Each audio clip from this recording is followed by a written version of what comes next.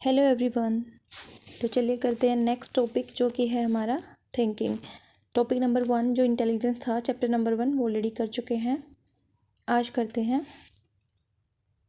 चिंतन यानी थिंकिंग। अब जो भी इंसान सोचता है वो सोच ही उसका कहलाता है चिंतन। क्लियर। अब चिंतन के यानी थिंकिंग की टाइप्स देके रखे हैं। नंबर 1 होता है प्रत्यक्षात्मक, नंबर 2 कल्पनात्मक, नंबर 3 अपसारी, नंबर 4 अभिसारी, नंबर 5 आलोचनात्मक। क्लियर। चलिए करते हैं 1 बाय 1। जो हमारी प्रत्यक्षात्मक है उसको हम बोलते हैं परसेप्चुअल। अब इसमें क्या होता है, प्रत्यक्षात्मक ये खुद ही नाम ही बता रहा है कि कोई चीज़ हमारे सामने है, हमारे प्रत्यक्ष है, उसको देखकर हम चिंतन करते हैं, जो वो कहलाता है हमारा प्रत्यक्षात्मक चिंतन।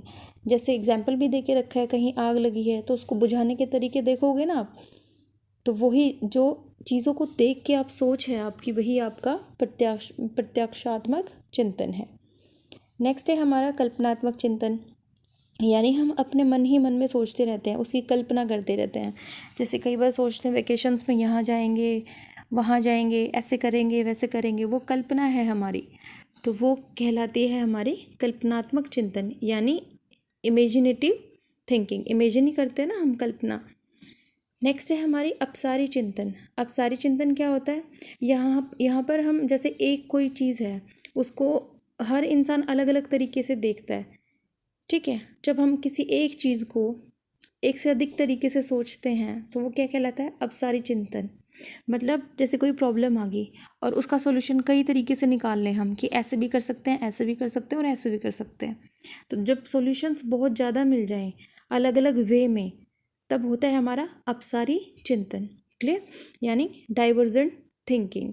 जैसे हम किसी चीज़ को लेकर सोचते हैं कि हम इसका यूज़ यहाँ भी कर सकते हैं, वहाँ भी कर सकते हैं, जैसे एग्जाम्पल में दे के रखा है।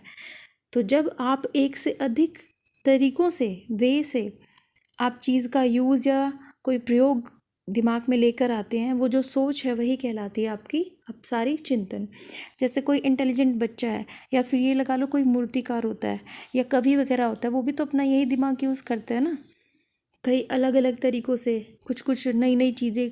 मतलब जो भी क्रिएटिव माइंड है वो अपने दिमाग में क्रिएटिविटी लेके आता है, अलग अलग चीज़ों को अलग अलग वे में देखता है, तो वो हमारी डाइवर्जेंट थिंकिंग को यूज़ करता है। ओके। तो ये थी हमारी अपसारी चिंतन। नेक्स्ट है हमारा अभिसारी। अभिसारी चिंतन। अब यहाँ देखिए ये टॉपिक हम पढ़ चुके हैं। टॉपिक में क्रिएटिविटी, मतलब अभी हमने पढ़ा ना इसमें डाइवर्जेंट वाली थिंकिंग में जो क्रिएटिविटी है वो कहाँ आती है, डाइवर्जेंट थिंकिंग में।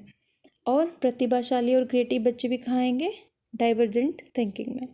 नेक्स्ट है हमारी अभिसारी चिंतन। अभिसारी चिंतन में क्या होता है, ये कन्वर्जेंट थिंकिंग होती है। यहाँ पे क्या होता है कि जो चीज़ है या तथ्य है, कुछ भी उनसे फैक्ट से रिलेटेड होती है ये वाली चिंतन। यहाँ पे जो भी नियम और रूल्स बनाए होते हैं वो सबके लिए सेम होते हैं। जैसे कोई चीज़ ऐड कर रहे हैं, सब्ट्रैक्ट कर रहे हैं, या कोई भी ऑपरेशन, मैथमेटिक ऑपरेशन लगा रहे हैं, तो सबके लिए सेम है ना। तो ऐसे ही ये वाली जो चिंतन है ये आपका फिक्स है। ठीक है। फिक्स मतलब लिमिट में आप एकदम से दिमाग में आ जाएगा कि इसके बाद ये हो जाएगा, बस यही इसका फाइनल रिजल्ट है। लेकिन जब हम डाइवर्जेंट थिंकिंग कर रहे थे तो वहाँ पे क्या था, वहाँ पे बहुत सारे ऑप्शंस आ गए थे ना आपके पास, वही आ गई थी सॉल्यूशंस की।